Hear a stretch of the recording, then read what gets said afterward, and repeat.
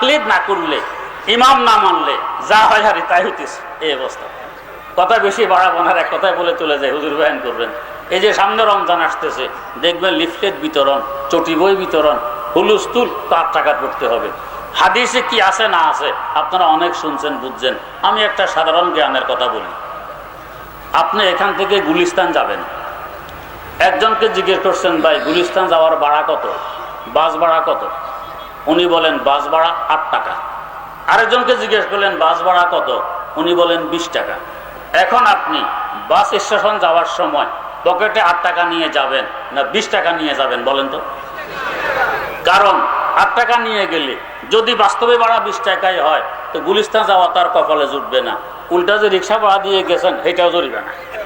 তাই 20 টাকা নিয়ে যেতে হবে। যদি ভাড়া 20 টাকা হয়, 20 টাকা দিয়ে গুলিস্তান যাবেন।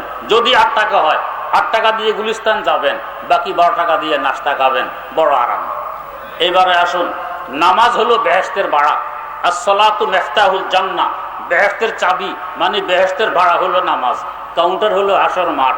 যাইতেছেন এদিকে, আল্লাহ পাক যে সরে কই যাও, কই বেহেশতে, তো ভাড়া দিতে হবে না, আসো ভাড়া দিয়ে যাও। আসছেন, তো নামাজ আনছো, তো আনছি। তো তারাবিও তো নামাজ আনছো, কয় যে আনছি। কয় রাকাত? তো আনছি 8 টাকা। যদি বাস্তবে আমার আল্লাহর দৃষ্টিতে তারাবির ভাড়া 20 টাকাতেই লাগে, তো বাকি 12 কই? কই নাই। কই তাহলে এদিকে যাও,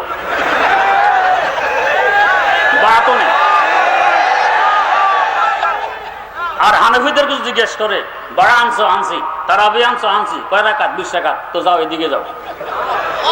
আর যদি 8 টাকাতে হয় আমার আল্লাহর দৃষ্টিতে, তারপরও হানফিরা বা আল্লাহ এই নেন 8 টাকা, বাকি 12, তো এটা তো নফল, বেহেশতে নাস্তা খাওয়া যাবে। এই কমন চেষ্টা নাই। কেন নাই? তাকলিদ যে করে না, মজহাব মানে না, ইমাম মানে না, এই জন্য এই বুদ্ধিটাও নেই। তাই 8 টাকা নিয়ে ফাড়াফাড়ি করে। আল্লাহ মাফ করুক, সহি বোঝার তৌফিক দেখ।